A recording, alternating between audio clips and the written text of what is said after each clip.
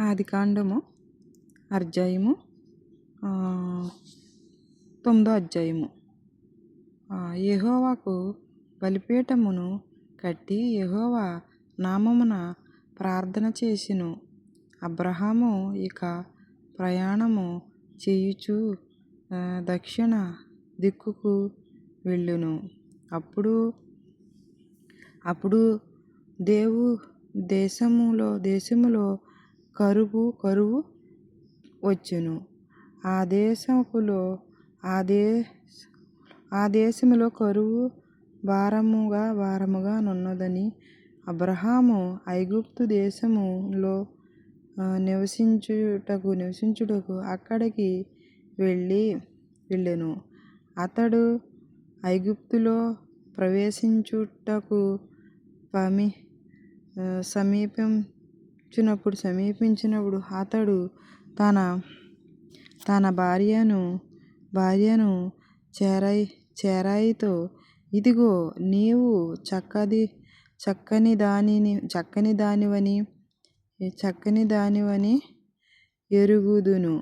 ఐగుప్తులో నిన్ను చూచి ఈమె అతని భార్య అని చెప్పునని చెప్పి నిన్ను బదుకనిచ్చెదరు.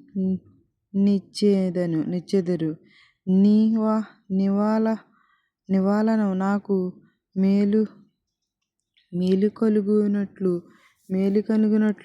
నిన్ను బట్టి నేను బతికినట్లుగా నీవు నా సహోదరుని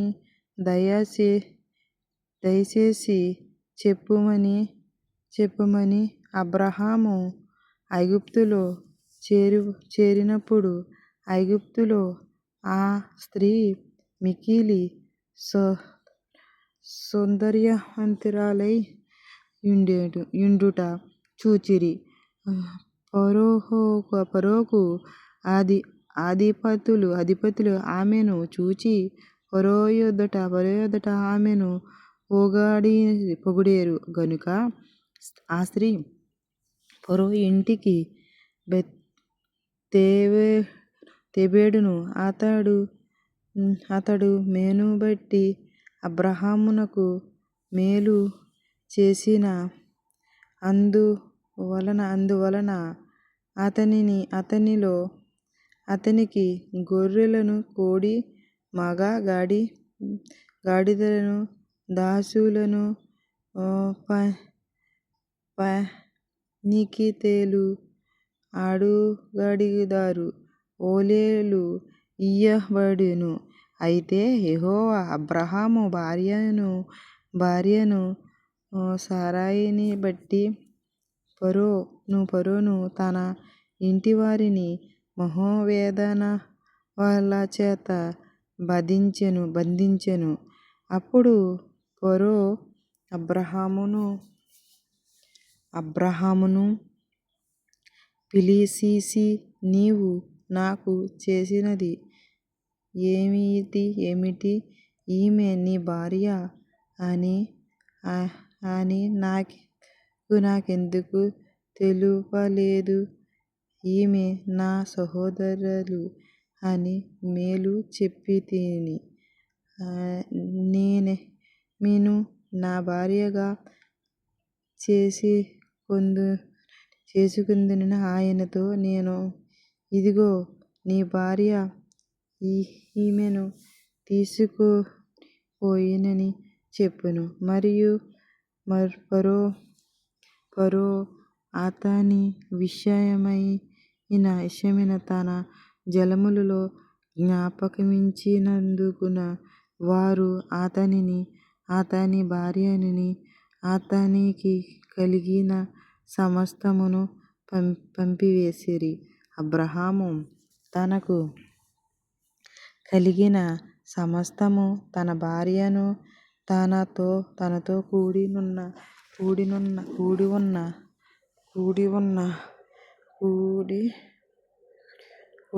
లోతును వెంటబెట్టుకుని ఐగుప్తు నుండి నెగెబునకు వెళ్ళెను. అబ్రహాము వెండి బంగారము పశువులు కలిగి బహు ధనవంతుడైయుండెను.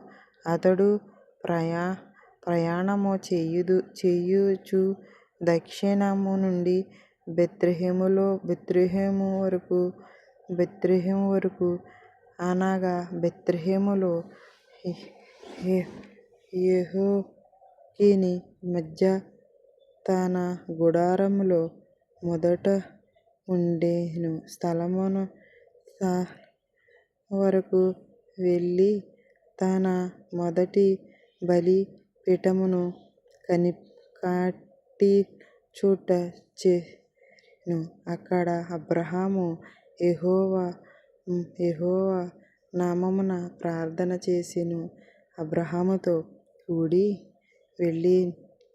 వెళ్ళిన లోతుకును గొర్రెల గుడారములో ఉండెను గనుక వారు కలిసి నివసించుటకు ఆ ప్రదేశ చాలకు పోయెను. ఎందుకనగా వారు కలిగి నివసించ విస్తారముండెను. అప్పుడు అబ్రహాము పశువుల కాపరులను లోతు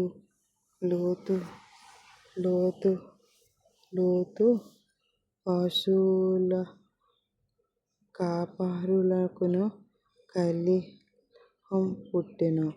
ఆ కాలమందు కనానీయులు పెరిజి ఆ దేశములో కాపురముండిరి. కాబట్టి అబ్రహాము మనము బంధువులము గనుక నీకును నా పశువుల కాపరులకును నీ పశువుల కాపరులకును కలహము ఉండకూడదు.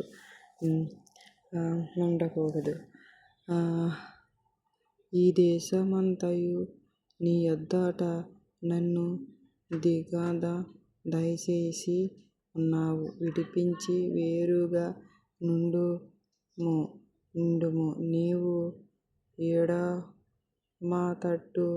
కొంటె వెళ్ళిన ఎడల నేను కుడితట్టునకు నీకు కుడితట్టున వెళ్ళుదునని నేను నీ ఎడమ తట్టునకు వెళ్ళుదునని లోతుతో చెప్పగా లోతు తన కన్నులెత్తి యొర్దాను ప్రాంతమంతటిని చూచెను.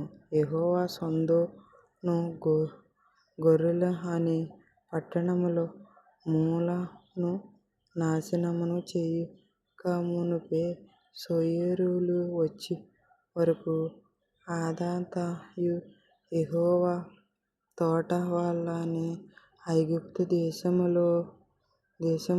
దేశములోని నీళ్లు పారు దేశమైయుండెను. కాబట్టి లోతు తనకు యొర్దాను ప్రాంతమంతటిని ఏర్పరచుకొని తూర్పుగా ప్రయాణం చేసెను. అటు వారు ఒకనికొకరు వెరిపోయిరి. అబ్రహాము కానానులో నివసించుచు లోతు ఆ మొదలైన పట్టణముల ప్రవేశములో కాపురము ఉండి చొచ్చున తన గుడారములో వేసుకొనెను. సొదొము మనుషుల దృష్టిలో యెహోవా దృష్టికి బహుపాపులు అయ్యుండెను. లోతు అబ్రహామును విడిచి పోయిన తరువాత యెహోవా ఇదిగో, నీ కన్నులెత్తి నీవు ఉన్న చోట నుండి ఉత్తరపు తట్టు దక్షిణపు తట్టు, తూర్పు తట్టు, పడమర తట్టు చూడుము. ఎందుకనగా నీవు చూచిన దేశమంతటిని నీకును నీ సంతానమునకును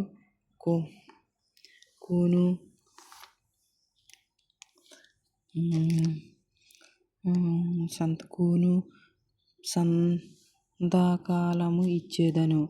మరియు నీ సంతానమును భూమి మీద నుండి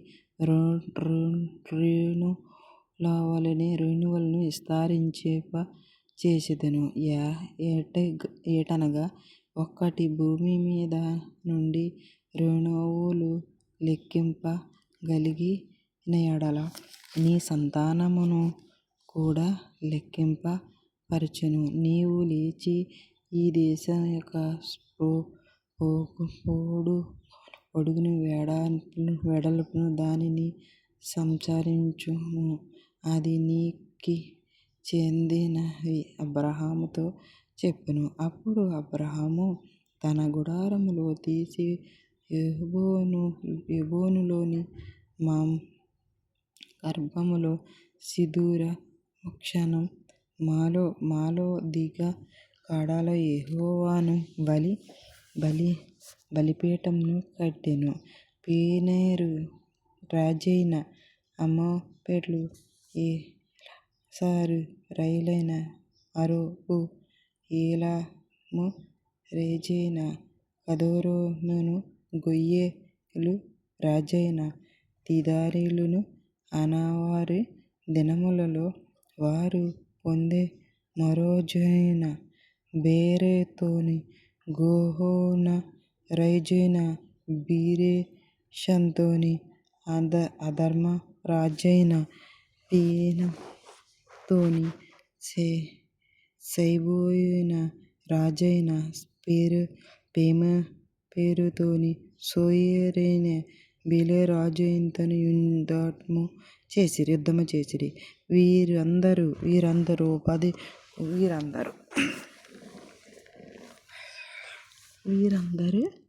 వీరందరూ ఉపసంహరించిన సిద్ధములో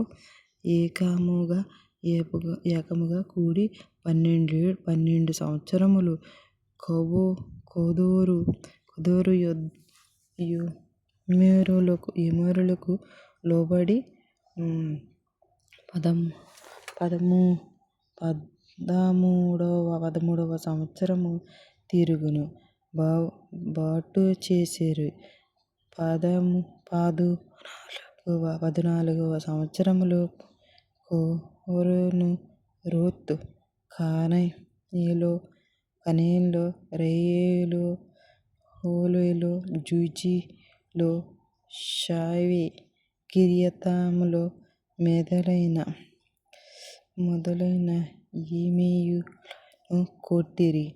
మరియు హోరీలో అరణ్యము దగ్గరనున్న ఏలరాను వరకు తరిమి శేయీరు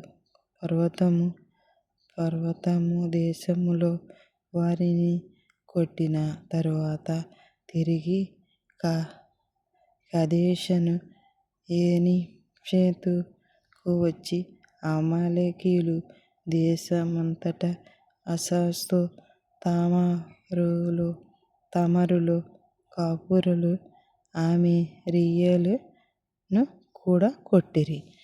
వాక్యం దేవుడు దీవించును గాక.